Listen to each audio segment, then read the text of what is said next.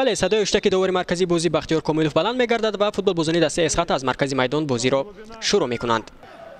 در مورد بازی آخری کلوب مرکزی ورزش ارتش بینندگان گرامی یادآور شدیم. اکنون باید به بازی آخری دسته اسخط متوجه می‌شویم.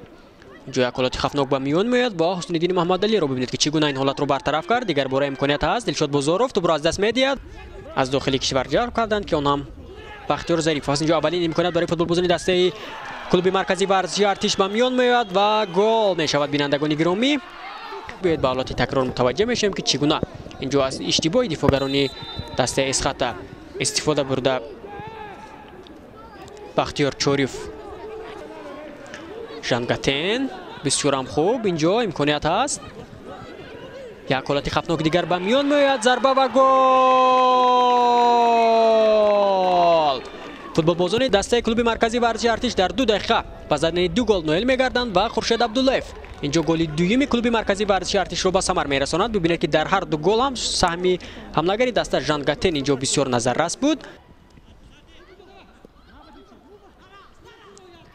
بسیار هم امکانیت خوب برای بازیگران دسته اسخط. ضربه و گل. بالاخره پس از هجوم‌های زیاد توانستند که بازیگران دسته اسخط حسابی بازی را 2-1 نمایند و مؤلف گل بینندگان گرامی از هیئت دسته اسخط بختیار ظریفوف که چند لحظه پیش وارد میدان شد توانست که حسابی بازی را 2-1 نماید.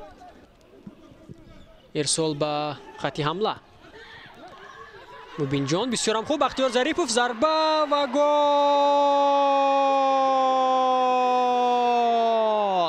حسابی بازی 2-2 میگردد. بینندگان گرامی پس از به میدان برآمدنش بختیار ظریفوف توانست که مؤلف دوبل بگردد و حسابی بازی را 2-2 مساوی نماید. فوتبال بازی دسته اسخط در قسم دوم بازی توانستند که 2 گل به دروازه دسته کلوب مرکزی ورزشی ارتش البته رمانده نمایند.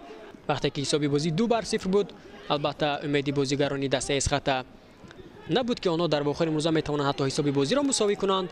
اما پس از همان گلی که بختیار ظریف به ثمر رسانید بازیگران دسته اسخط باز هم شعله امید در دلشان پایانداز گردید. بختیار ظریف اینک باز گل به ثمر میرساند و حسابی بازی 3-2 به نفع دسته اسخط میگردد. بازیگری که در آخر امروز البته قهرمانی نشان داد و با میدان برآمدنش در آخر امروز مؤلفی خطریک میگردد. بختیار ظریف که موسم گذشته در هیئت دسته روشنی نوحه ظفرآباد هنرنمایی میکرد و یگانه بازیگری که این موسم به هیئت دسته اسخط پیوست در آخر امروز البته هنوز در اولین رقابتش قهرمانی نشان میدهد و مؤلفی خطریک میگردد. خرسندی بختیار ظریف هم اینجا حد و کنار نیست. بله بینندگان گرامی، صدای اشتک داوری مرکزی بازی بختیار کاملوف از انجام بازی میان دسته‌های اسخط و کلوب مرکزی ورزشی ارتش درک میدهد و اینجا فوتبال بازان دسته اسخط توانستند که در آخر امروز البته کامبک نشان بدهند.